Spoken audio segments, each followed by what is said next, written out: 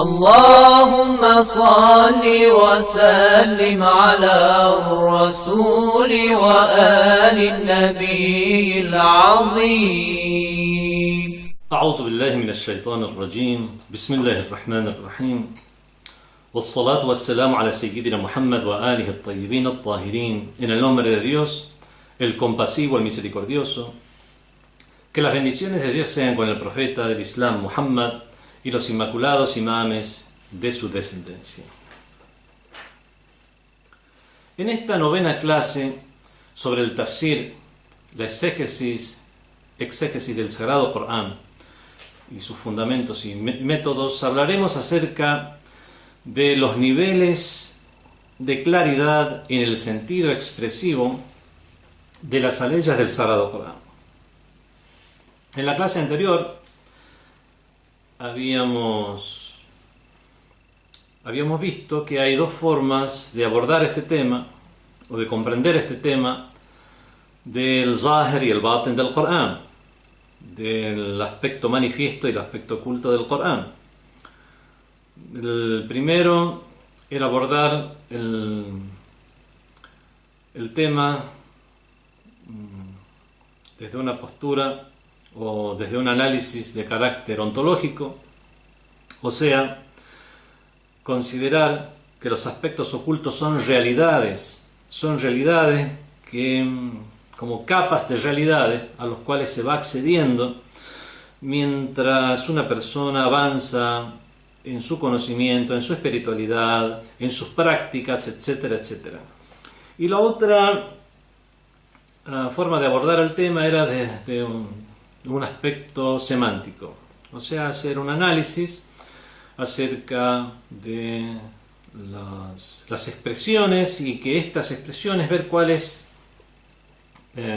son los niveles de claridad que pueden tener las mismas y si el sentido que tienes es el sentido manifiesto o hay un sentido que va más allá del manifiesto y es un sentido oculto.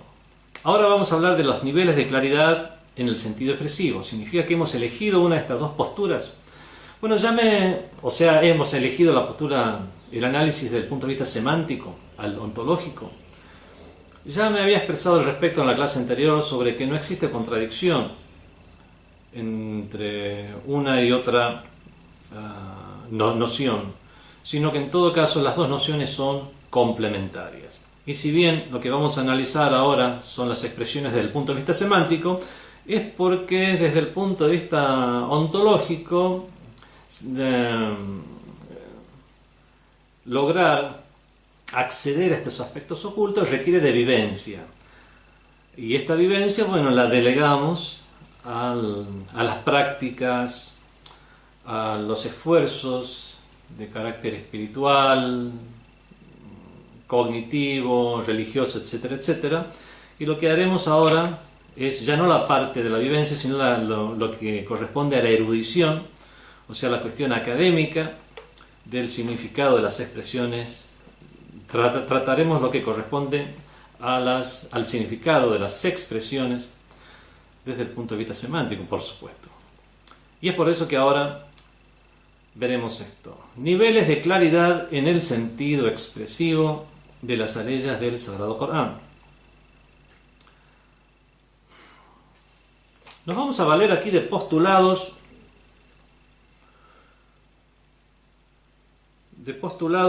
de herramientas que nos brindan la disciplina de usul al-fiqh o principios de jurisprudencia y que la tomamos como postulados para la ciencia o la disciplina del tafsir o exégesis del Sagrado Corán. En la ciencia de los principios de jurisprudencia, como ya había hecho mención a ello anteriormente, la misma nos brinda herramientas que no solamente podemos usarla en la jurisprudencia, sino que podemos usarla en diferentes disciplinas del Islam, incluido, por supuesto, el tafsir.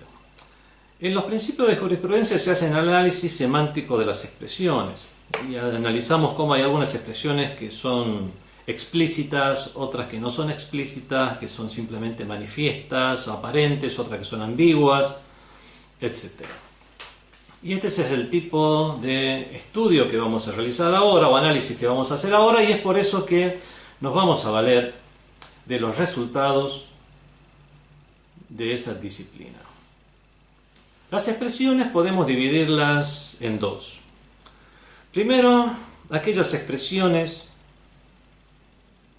que en general el interlocutor sabe cuál es el sentido, o tiene una idea de cuál es el sentido que tienen. Y la segunda son las expresiones donde no queda claro cuál es el sentido que se ha propuesto en su enunciado o al enunciarlas. Cada una de estas dos pueden ser subdivididas en tres partes. Aquellas expresiones que tienen en general un sentido claro, podemos dividirlas en zahir, sentido aparente, con sentido aparente o manifiesto; nas, o sea, nas es el texto estipulativo y explícito; y las expresiones que son muhkama. Estamos hablando del Sagrado Corán. Las aleyas en este caso, o expresiones que en las aleyas son determinantes. Ya vamos a explicarlas al tratarlas.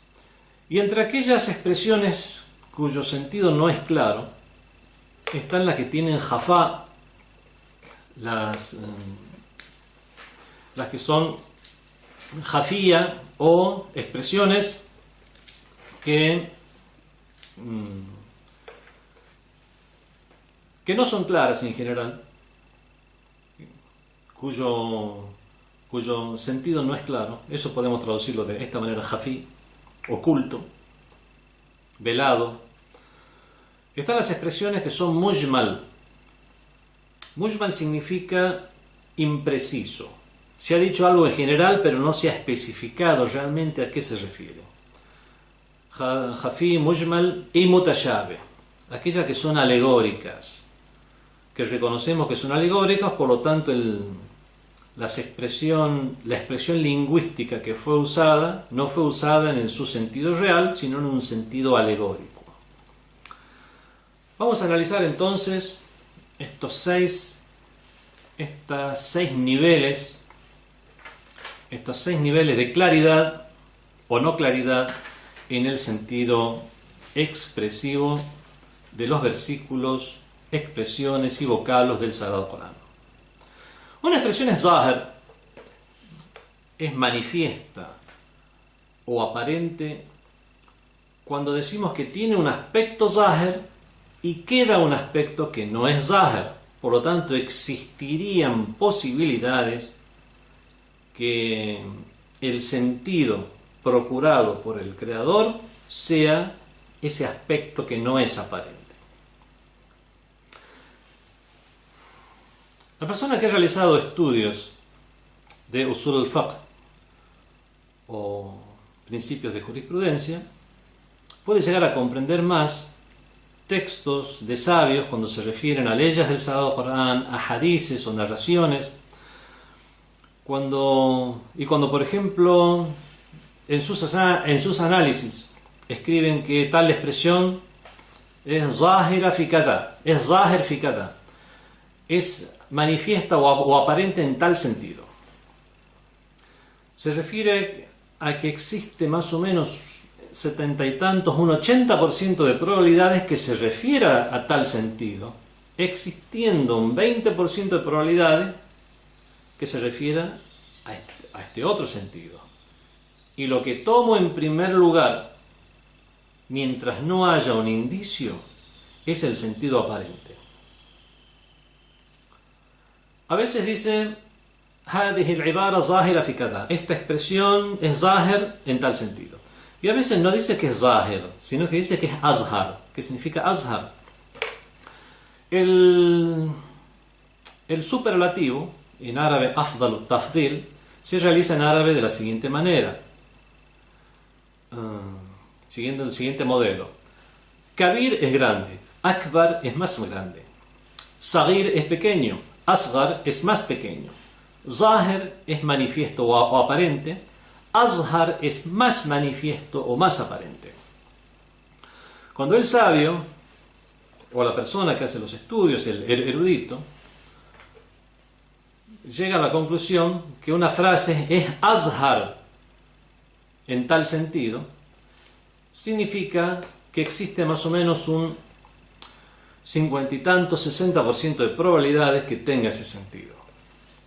Uno puede preguntarse, una frase o expresión que es aparente, tiene un 80% de probabilidades de que se refiere a ello, y una expresión que es más aparente, tiene solo un 60% de probabilidades. ¿Cómo es eso? Si es más aparente.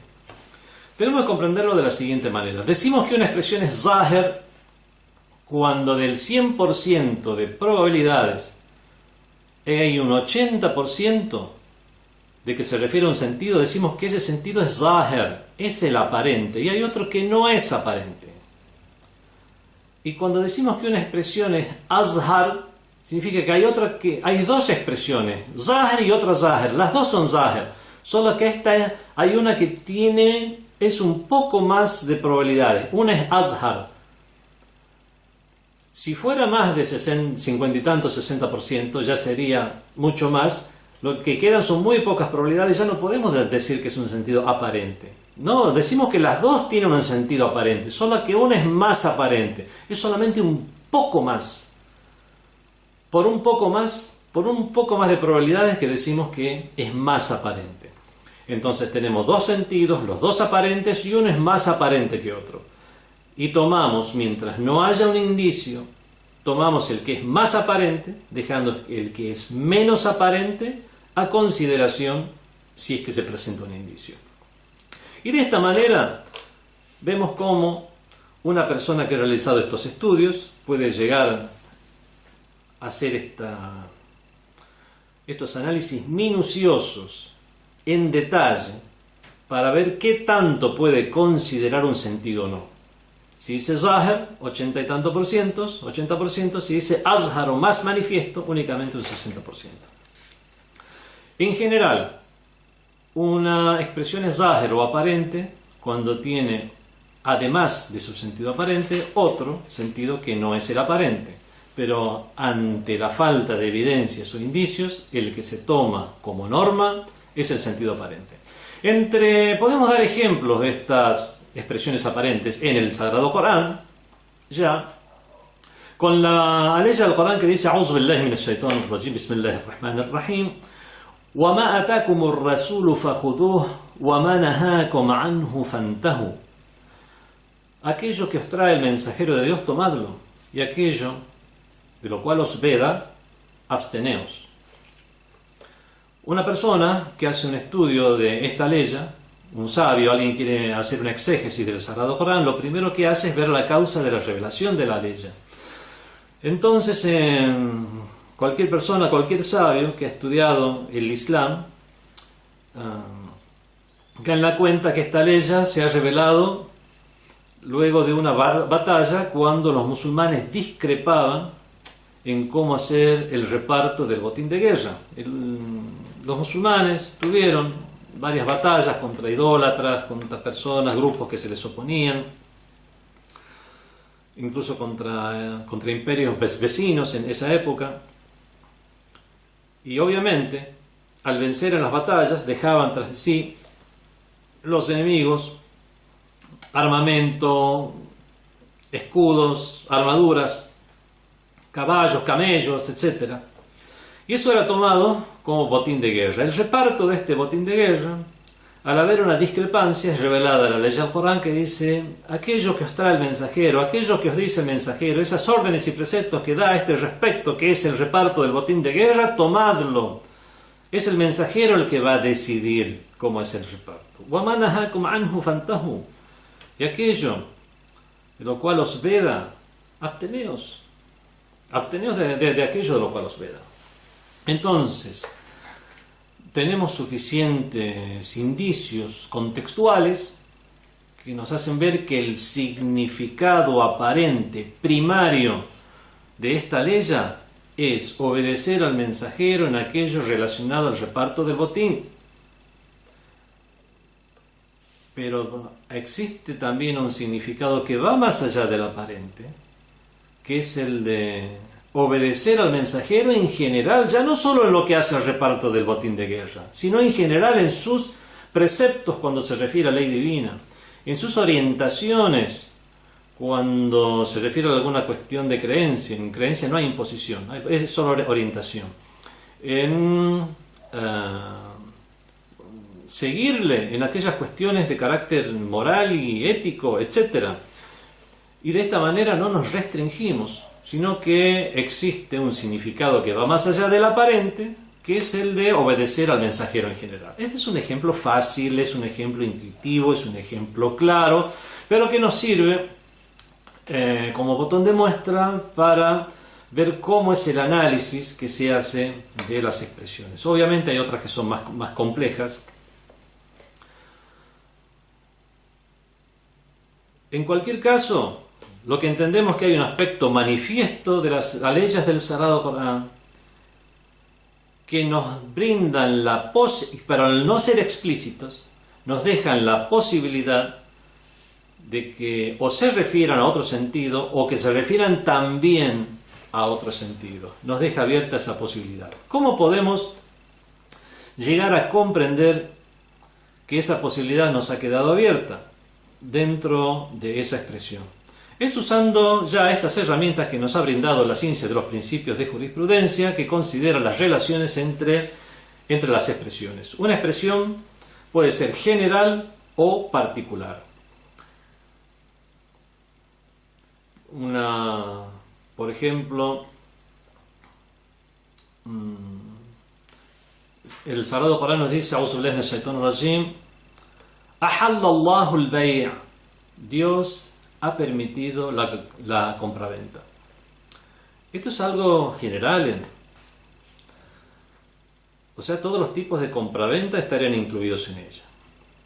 Lo cual no quita que pueda llegar eso a ser particularizado y que haya algún tipo de compraventa, por ejemplo, las cuestiones ilícitas, las cuestiones robadas, las cuestiones impuras, no sea permitida su compraventa. Si bien la compraventa en general ha sido permitida, esa permisión es aparente desde que cada cuestión general puede ser particularizada y puede haber una excepción a la regla.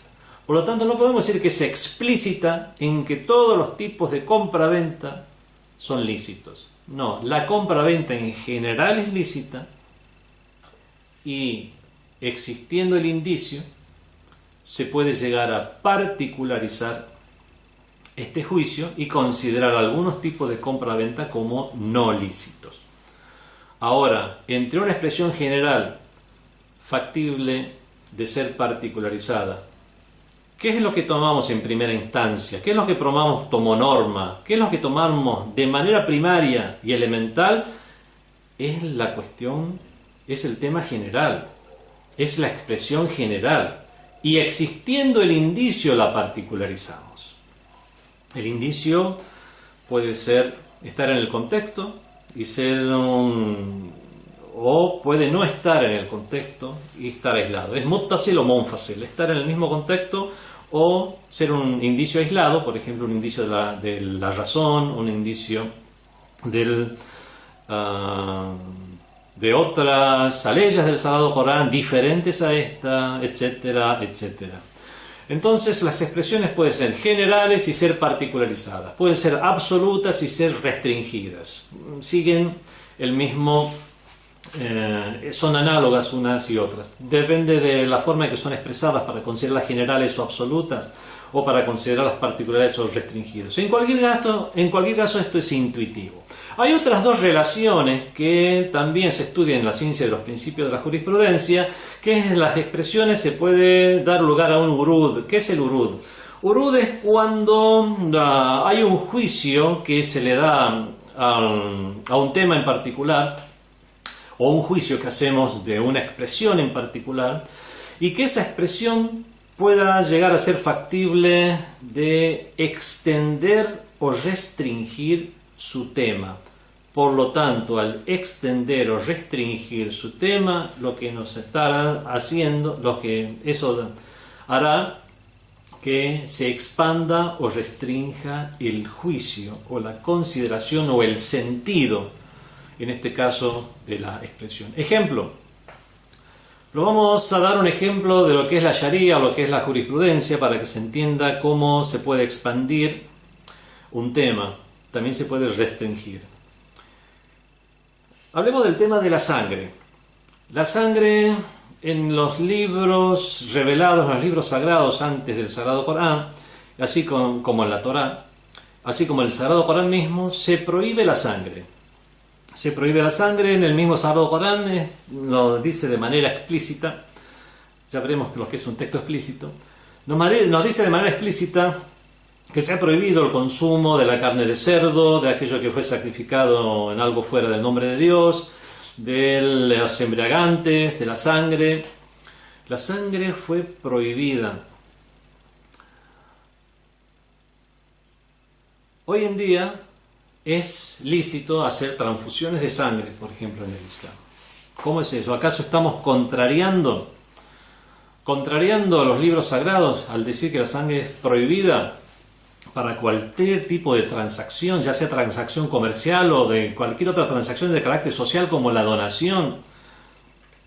Vemos que los sabios han considerado que los textos sagrados se refieren a la sangre para consumo, que era el único fin imaginable o propósito imaginable de la sangre en esa época.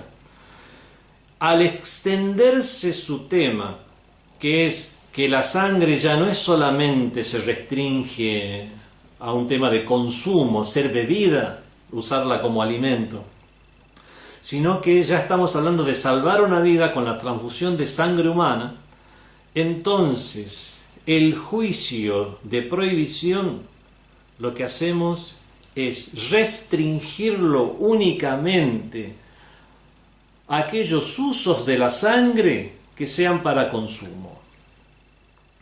Y lo que es para transfusión, por ejemplo, queda fuera de la prohibición. Eso se llama urud.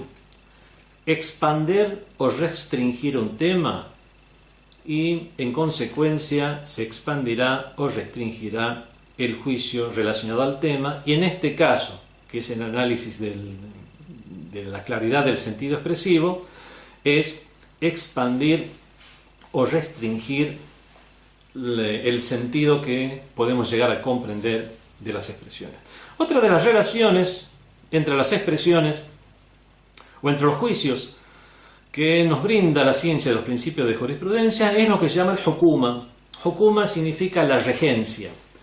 Algunos juicios son hakem, son regentes, y otros juicios son mahkum o regidos. Ejemplo, hay dos órdenes.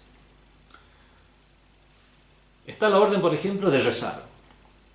Al rezar, Dios nos ordena rezar, estamos a la vera de un río y comenzamos a rezar.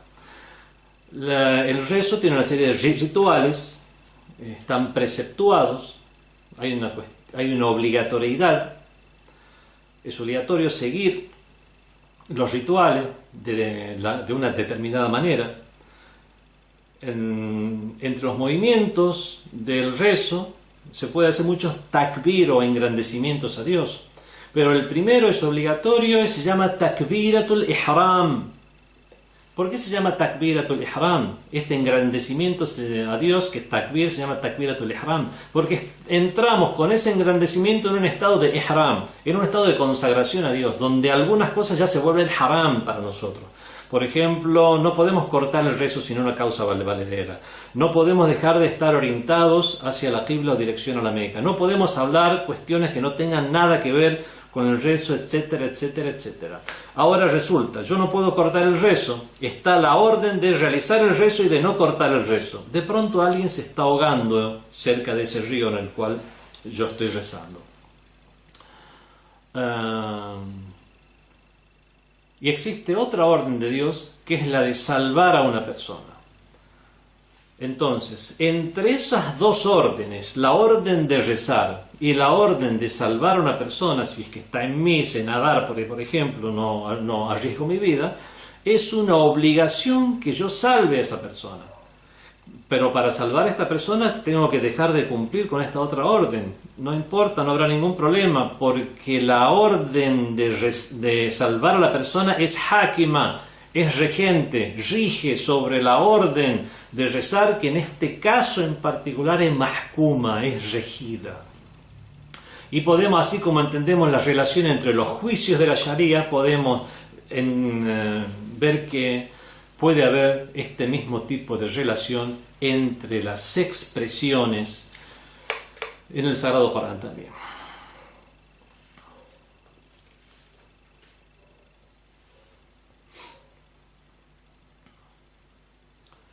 En el Sagrado Corán leemos: "Ma kunna mu'adhibina hatta nab'atha rasula". A'udhu billahi minash shaitanir rajim. "Ma kunna mu'adhibina hatta nab'atha rasula". Y nosotros no castigamos hasta no enviar un mensajero. Cuando se refiere a la historia o cuenta los sucesos acaecidos a pueblos anteriores y de los castigos del que fueron objeto, Sodoma, Gomorra, el pueblo de Lot, el faraón, las 7 plagas de Egipto, etcétera, etcétera, Allah subhanahu wa ta'ala, Dios nos dice en el Sagrado Corán: nosotros no castigamos hasta no enviar un mensajero. Aquí el sentido aparente es que se refiere únicamente a un tema en concreto, que es el envío del castigo de parte de Dios a un pueblo, y que no hacía o no lo castigaba divinamente hasta que no envía un profeta, un mensajero a predicar la palabra de Dios en ese lugar. Esta expresión puede llegar a extenderse más. Nos da la pauta, nos da la posibilidad. Después vemos si lo hacemos o no. Pero está la posibilidad de no considerar esa expresión que se refiere únicamente a que no castigó a un pueblo en la antigüedad antes de enviar un mensajero. Y no castigamos hasta no enviar un mensajero. También puede llegar a referirse a que antes de la anunciación de un juicio de jurisprudencia, no se puede llegar a disponer una punición por no realizar tal precepto o tal orden. Entonces los juristas pueden llegar a concluir de esta ley, que se refiere originalmente a revelar o a contar las historias de los pueblos anteriores y cómo no eran castigados antes de enviar un mensajero, pueden llegar a concluir algo mucho más allá, que es que el no cumplimiento de una norma antes de su anunciación, ya sea de una manera explícita o de una manera que el sentido común comprende, es algo que también es factible de comprender de la ley. El sentido común comprende que la gente ya está avisada, que está anunciada.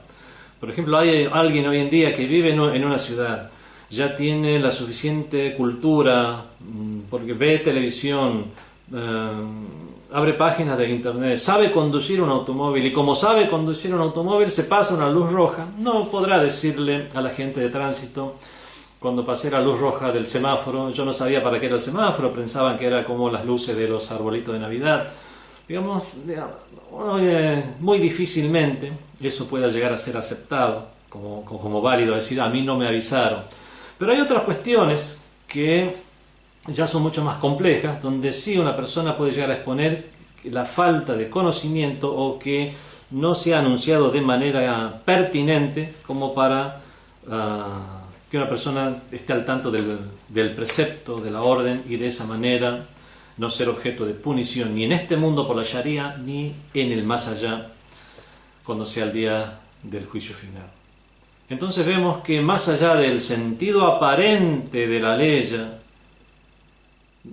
que se refiere solo a los pueblos anteriores y que no fueron castigados, o sí fueron castigados, pero después de haberse les enviado un mensajero, se refiere a algo que va mucho más allá.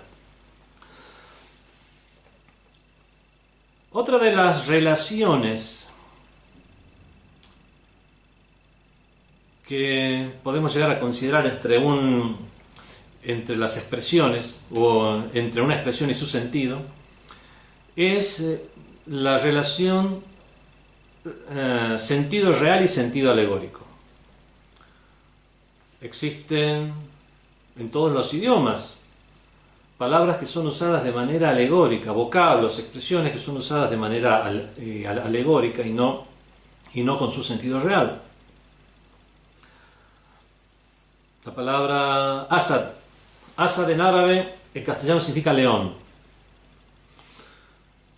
Puedo a lo mejor leer una frase donde leo y comprendo: vino el asad, vino el león.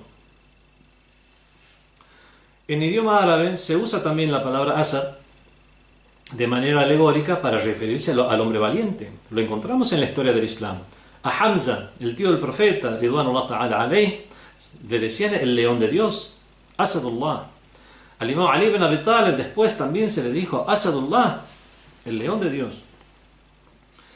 Si yo leo una expresión relacionada a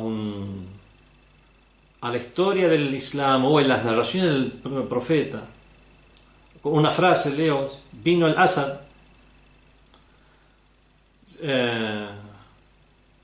puede llegar a referirse o al animal depredador, a ese felino con tales características, etcétera, etcétera, o puede referirse a un hombre valiente.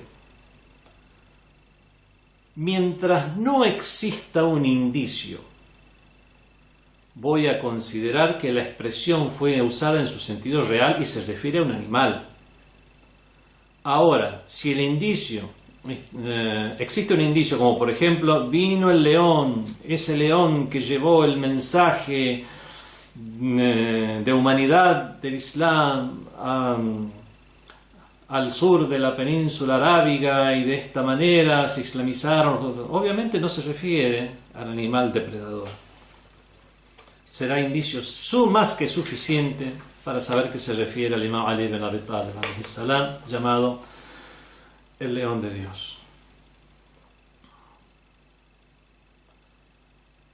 Otra de las relaciones entre las expresiones es que cuando se refiere, esto está en el idioma árabe también, referirse a una parte cuando en realidad quieren referirse a un todo. Por ejemplo, vi el valor de Ali en las batallas. No habla de que vio a Ali alayhi salam en la batalla. Vio el valor de Ali en la batalla. Se refiere a que vio a Ali en la batalla. Hay muchos indicios aquí que en realidad no se refiere a la parte. Primero, el valor es abstracto, no se puede ver el valor. Se ve a una persona que está actuando con valor, pero lo que se ve es la persona. O vi la espada de Ali en tal batalla golpeada. Obviamente la espada no va a estar sola, desenfundada y luchando. Entonces es indicio más que suficiente para ver que se usa una parte para en realidad hablar de un todo. Bueno, suficiente son las expresiones zahir. El segundo tipo de expresiones son las expresiones que son nas. ¿Qué significa nas? Nas en el idioma árabe significa texto explícito, estipulativo. No quedan posibilidad, ya tenemos el 100% de las posibilidades de que se refiere a un sentido, ya están cubiertas por un sentido.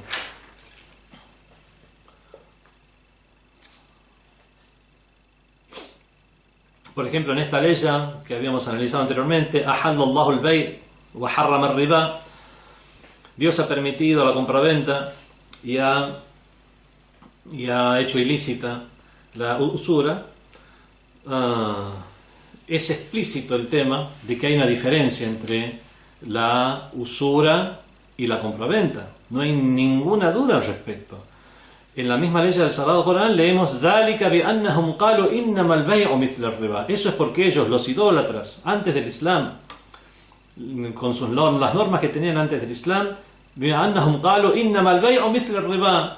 La compraventa es igual que la usura. Con esto nos deja en claro el Sagrado Corán que la compra-venta no es igual que la usura. Una está prohibida, una está permitida, la otra está prohibida. En todo caso es explícita en el hecho de que una cosa no es igual a la otra. No queda lugar a dudas ni queda lugar a ninguna otra interpretación, alguna posibilidad de que puedan llegar a ser iguales, pero aquí estamos comprendiendo otro sentido. No, esto es explícito en ese tema. También, por ejemplo, aquellas expresiones son nas, o son explícitas, como por ejemplo muchas cuestiones de la herencia, cuando en el mismo Sagrado Corán ya está estipulado lo que recibe un familiar de una persona que ha fallecido, qué es lo que recibe como herencia. Si tiene esposa y tiene hijos, le corresponde tanto a los hijos, tanto a la esposa. Si ha fallecido y no tiene esposa, únicamente a los hijos les corresponde. Bueno, cuando las partes ya están estipuladas, eso es explícito.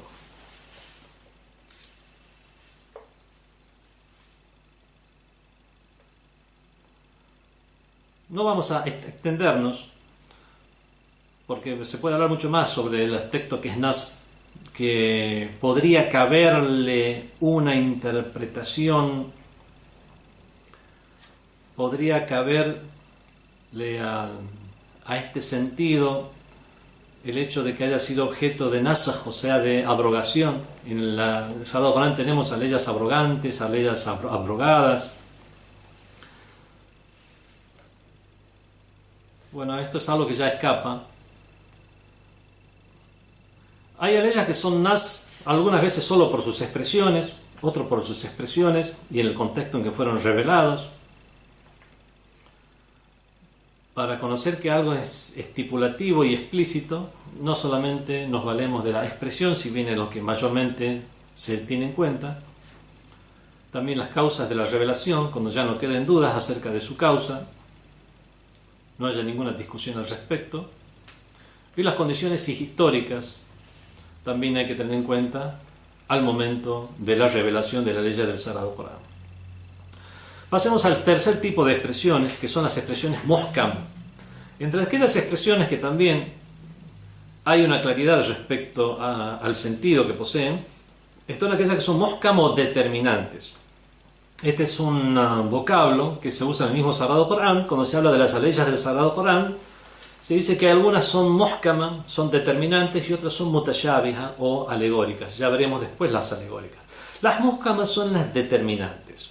Son aquellas también, igual que las que son nas, que las que son texto explícito, no queda ningún tipo de dudas acerca del sentido, ningún tipo de posibilidad, otra posibilidad respecto al sentido al cual se refieren estas leyes. Por ejemplo, la ley que dice Inna Allaha bikulli shay'in alim. Ciertamente que sobre todas las cosas Dios es sapiente, o sea, Dios conoce todas las cosas, Dios es sapientísimo. No queda ninguna duda de que el conocimiento de Dios es extensivo en todo aspecto. Ha habido filósofos que han dicho que el conocimiento de Dios solo puede ser genérico o general, pero no particular, porque si fuera particular significaría que Dios conoce los detalles del devenir de los asuntos, por lo tanto significaría que el conocimiento de Dios estaría en un cambio al estar consciente de los cambios que se producen en el mundo material, y es imposible que en el ser necesario pueda llegar a considerarse que hay un cambio, ya no solamente un movimiento físico, material, pero incluso, o inmaterial, sino que incluso el paso de ignorar un suceso a conocer un suceso ya es un movimiento. Ese movimiento ni siquiera de manera abstracta es concebible en Dios, como para que ahora Dios se está conociendo algo. Por lo tanto, su conocimiento no sería de los detalles, sino sería un conocimiento general. Bueno, astaghfirullah. Eso dicen los filósofos. Pero, como dice el Sagrado Corán, Dios, Inna Allaha bikulli shay'in alim, Dios conoce todo. Ahora, si podemos llegar a interpretar que ese devenir de sucesos es como un solo conocimiento que ya está en Dios desde épocas eternas, eso ya es otro tema. Pero decir que Dios no conoce los detalles es realmente una herejía. Bueno, ¿cuál es la diferencia entonces entre una expresión que es nas, que es un texto estipulativo, y las muhkama, que son las determinantes? Estamos hablando de la ley del Sagrado Corán. Ya no nos hemos quedado en la ciencia de los principios de la jurisprudencia. Así que estamos hablando aquí de aleyas del Sagrado Corán y no de cualquier texto. Y en las aleyas del Sagrado Corán tenemos aleyas que han sido abrogadas por otras que son abrogantes. En un texto estipulativo puede una expresión en una ley ser estipulativa y haber sido abrogada, pero no puede una ley que es determinante haber sido abrogada, porque la determinante es la que juzga sobre las demás, es hákima sobre las demás, rige sobre las demás. Y esa sería la diferencia fundamental entre la que es nas o texto estipulativo y la que es muhkama. En cualquier caso, ninguna de las dos nos da posibilidades de que se refiera a otro sentido más que el aparente. Ya es un aparente al 100%. Entre las aleyas muhkama están aquellas que se refieren a preceptos, como la ley de la herencia, a la legalidad de la compraventa, a las leyes o al precepto del ayuno en general, o de la peregrinación a la Meca también en general, etc. Entre aquellas aleyas muhkama puede haber algunas que se pueden referirse a temas de akhlaq, de moral y de virtudes humanas. Está otras que se referirán a sucesos que han tenido lugar antes del Islam, historias, o a sucesos que van a ocurrir, dicho de manera genérica, como que los creyentes que practican el bien tendrán un buen final, y aquellos que han sido corruptos en la tierra y que han obrado mal no tendrán un buen final, etc. Estas son, si bien son enunciados generales o genéricos, también son muhkama o determinantes en el sentido que no dan lugar a otro tipo de sentido. Terminamos entonces con estos tres tipos de expresiones, con aquellas expresiones que son claras o que hay alguna claridad respecto a su sentido. Veamos aquellas expresiones donde no hay claridad acerca de su sentido. La primera de esas expresiones la vamos a clasificar como jafí. Jafí, oculta, velada, no clara, simplemente. Es aquella expresión donde puede haber ambigüedad sobre si son aplicables a todos los casos, por ejemplo, que son lógicamente factibles de considerar, o por ejemplo a expresiones que no queden claro para el exégeta a qué se refieren. Esta consideración de velado de una expresión puede darse por diferentes motivos. Por motivos lingüísticos, por ejemplo, puede haber alguna ambigüedad en el uso de un término. Puede ser por motivos contextuales, donde históricamente algo se dio de una manera y esta expresión no se corresponde. De cualquier manera, o por ejemplo, se puede dar por los cambios que han tenido lugar las expresiones por el desarrollo del islamismo. Por ejemplo, la palabra maizar. Dios prohíbe el maizar.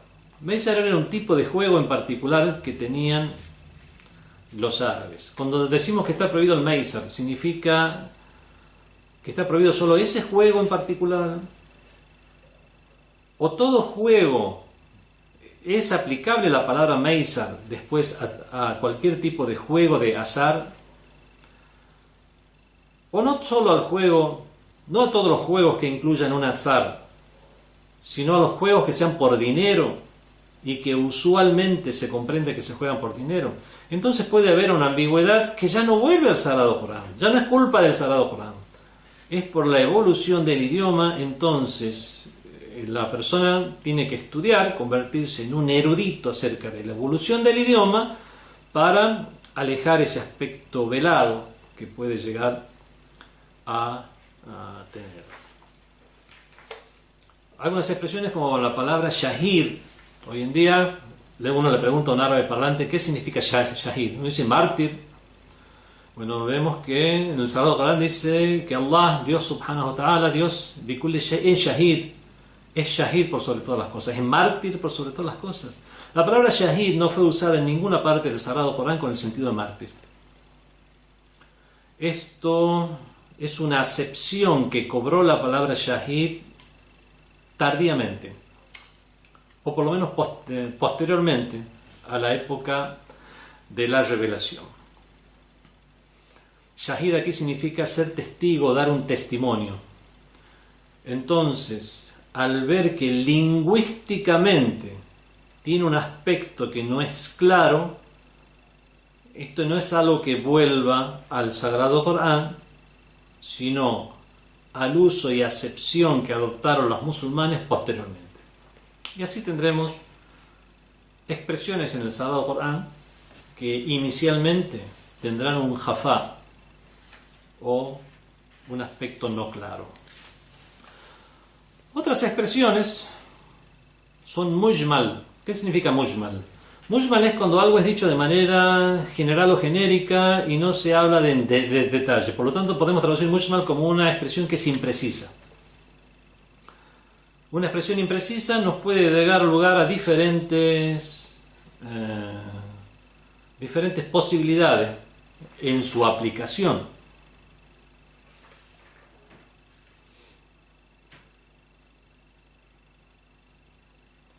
Y en cualquier caso, el exégeta ve que tiene que hacer un estudio mucho más profundo como para llegar a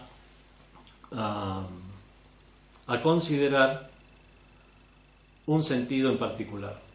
Las expresiones que eran záhira, tenían la mayor parte de las probabilidades es que se referían a algo. Mientras no haya un indicio, se toma esa gran probabilidad o ese aspecto záhir. En cambio aquí, las expresiones que son mujmal son inciertas. Se refiere a una cosa o se refiere a otra. Y esto también proviene también de la evolución del idioma.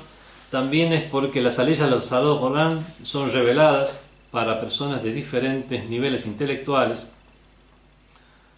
Entonces, personas que a lo mejor expresiones que podían llegar a confundir a personas de poco nivel intelectual, fueron dichos de manera general, y al decir algo de manera general deja lugar a la imprecisión, para que ya pudieran comprender más sus detalles las personas ya más capacitadas o en épocas posteriores. Muchas veces la imprecisión se daba por otras cuestiones. Dios Todopoderoso ha dispuesto instrumentos para que el Corán no sea alterado. Los libros anteriores fueron alterados. La Torá se perdió cuando los judíos cayeron después de salir de Egipto. Tuvieron otra historia los judíos. Cayeron prisioneros, el pueblo judío de Nabucodonosor. Tuvo décadas el pueblo judío prisionero, fueron llevados a Babilonia, fueron quemadas sus escrituras y se transmitieron de manera oral las escrituras. El profeta Jeremías tiró el arca de la alianza al mar Caspio, según los musulmanes. Y de esta manera la Torá se transmitió de manera oral. En esos años y en posteriores, cuando fueron otra vez reescritas las escrituras, cuando ya fueron liberados el pueblo judío por Darío el persa, algunos se quedaron en la zona de Persia, otros volvieron a la zona de Canaán, fueron reescritas las escrituras. Y en todas esas décadas, o en ese siglo, había obviamente clanes judíos, tribus judías, donde había unos tenían envidias unos de otros porque descendían de tal profeta, por ejemplo. De esa manera inventaron historias que no son legítimas sobre el profeta Job, por ejemplo, y una historia con sus hijas. No vale la pena mencionar los detalles, que son inventos para desprestigiar a un clan.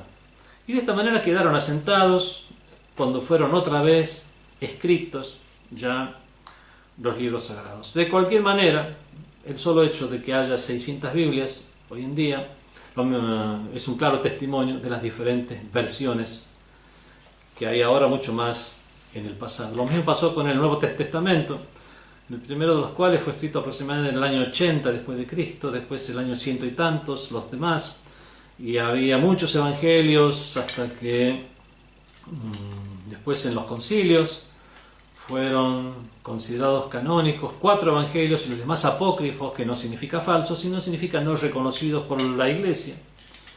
Y de esta manera vemos que la diferencia entre los evangelios, el evangelio, que más que enseñanzas reveladas a Jesús, parece una cuestión biográfica de Jesús, es una cronología, donde en el medio hay parábolas, enseñanzas, se habla de la historia de Jesús, de cuando fue elevado a los cielos, de una supuesta crucifixión, etc. O sea, más que parece un libro de la historia de Jesús, hijo de María, de manera cronológica. Vemos que ese no es el evangelio revelado a Jesús. Los libros anteriores en general fueron alterados. La humanidad no tenía la capacidad para preservar el texto sagrado. El Sagrado Corán es el único libro, y los musulmanes lo decimos con orgullo, que tal como fue presentado por el profeta que aseveró que es el libro de Dios, permanece de la misma manera hasta hoy en día. La época en la cual fue revelado el Sagrado Corán también influye. Ya la lectura, la escritura estaba mucho más difundida, la gente ya tenía más cultura general, ya había mucha más gente que sabía leer y escribir. No era como en la época de Moisés, el que sabía leer y escribir, era el escriba, o sea, era prácticamente una persona, un erudito en su época. En cambio, en la época del profeta del Islam podemos decir que leer, escribir, el papel, la tinta y sobre todo la tradición islámica de memorizar, registrar el Sagrado Corán, pero también hubo otros instrumentos, el milagro divino, pero aparte del milagro divino y de las situaciones y condiciones ya propias de la época en que fue revelado el Sagrado Corán, hay otras formas con las cuales se garantizó el Sagrado Corán no ser tergiversado. Podía haber sucedido cuestiones como las que sucedieron a los judíos, diferentes clanes que por envidias de personas mencionadas en el texto sagrado terminaran alterando los textos, y es por eso que se usa muy pocas veces nombres en el Sagrado Corán. Aunque hay alusiones a muchos sucesos que sucedieron en la historia en vida del profeta mismo, y personas que son protagonistas de esos sucesos son mencionados en aleyas del Sagrado Corán, pero no con nombre y apellido, para impedir de esa manera que en el futuro, por cuestiones, envidias, tendencias políticas, tendencias sectarias, etc., no se tergiversara el libro sagrado. Hay cuestiones, es por eso que no son explícitas en el Sagrado Corán, sino que simplemente son zahir, tienen un significado manifiesto. Hay otras que son mujmala, donde dejan un grado de imprecisión, esa imprecisión que ya es a través de los hadís del profeta del Islam, que ya debe ser determinado. إنما ولي أعوذ بالله من الشيطان الرجيم بسم الله الرحمن الرحيم إنما وليكم الله والرسول والذين آمنوا الذين يقيمون الصلاة ويؤتون الزكاة وهم راكعون. Ciertamente que vuestro walí, vuestra autoridad, es Dios, es el profeta y aquellos creyentes que rezan y que mientras están rezados en posición de rukú inclinados dan el zakat. Aquí hay una imprecisión. Cuando el sabio exégeta hace estudios de la historia, se da cuenta que las causas de la revelación fue que el imam Ali ibn Abi Talib estaba en la mezquita y mientras estaba en la mezquita entró un mendigo, un indigente a pedir. Ninguno de los compañeros del profeta de Dios le dio nada, pero el Ali no quiso cortar el rezo que estaba realizando y mientras estaba realizando extendió su mano, señaló su anillo y de esa manera el mendigo entendió que le estaba dando su anillo como limosna. El profeta, que no se encontraba en ese lugar, recibió esa revelación, se dio cuenta que está sucediendo algo respecto a un suceso, envió a la mezquita a ver qué es lo que estaba pasando y le dijeron: es Ali quien está rezando en posición de rukú, inclinado, dio su anillo. Vemos que así también muchas aleyas del Sagrado Corán, siendo Ali mismo el protagonista u otros compañeros también los protagonistas, no son mencionados con nombre estos protagonistas, sino que se mantiene un grado de ijmal o imprecisión, que en todo caso esa imprecisión es que se quita o es eliminada haciendo estos estudios sobre las causas de la revelación, conociendo la historia del Islam, conociendo los hadices o narraciones del profeta del Islam y las narraciones de los imanes de Ahlul Bayt, etc. Esas son las causas del ijmal o imprecisión. Hay muchas causas. Hay otras que no tienen que ver con cuestiones sectarias o para proteger al Sagrado Corán. Hay otras que tienen que ver por el hecho de que las expresiones son de esta manera. La palabra as'asa, por ejemplo, en el idioma árabe significa tanto dar la vuelta e irse como llegar, venir y presentarse. Hay muchas palabras en el idioma árabe que tienen el sentido contrapuesto. La palabra maula significa autoridad o señor o patrón, también significa esclavo o criado. La misma palabra. Y así hay muchas que nos puede dar ese grado de imprecisión y es el contexto el que nos aleja esa imprecisión. O algunas otras imprecisiones se pueden dar por el hecho de no tener en claro a quién vuelven los pronombres. Bismillahirrahmanirrahim, inna anzalnahu fi laylatil qadr. Ciertamente que lo hemos revelado en la noche del destino. ¿Lo hemos revelado a todo el Sagrado Corán? ¿O lo hemos revelado a la realidad del Sagrado Corán? ¿O hemos revelado unas aleyas del Sagrado Corán? Pero decimos el Sagrado Corán cuando nos referimos, o cuando Dios se refiere únicamente a unas cuantas aleyas del Sagrado Corán. No existe una precisión y esta imprecisión puede llegar a ser eliminada a través o de otras aleyas del Sagrado Corán, es lo que dice Allama Tabatabai, Tafsir al-Corán bil Corán, la exégesis del Sagrado Corán con el Corán mismo, o con narraciones acreditadas, o sea que ya se les hizo el análisis correspondiente.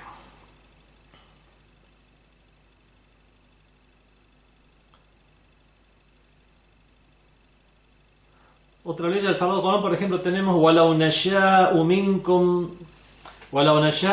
مَلَائِكَ فِي الْأَرْضِ يَخْلُفُونَ. Si nosotros quisiéramos, haríamos de ustedes